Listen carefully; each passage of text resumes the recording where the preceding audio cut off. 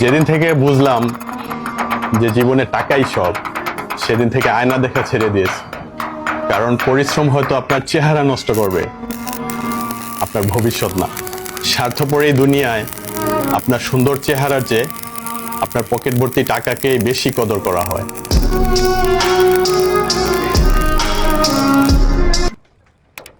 এই শরীরে যতদিন শক্তি আছে ইনশাআল্লাহ ততদিনই পরিশ্রম করে যাব।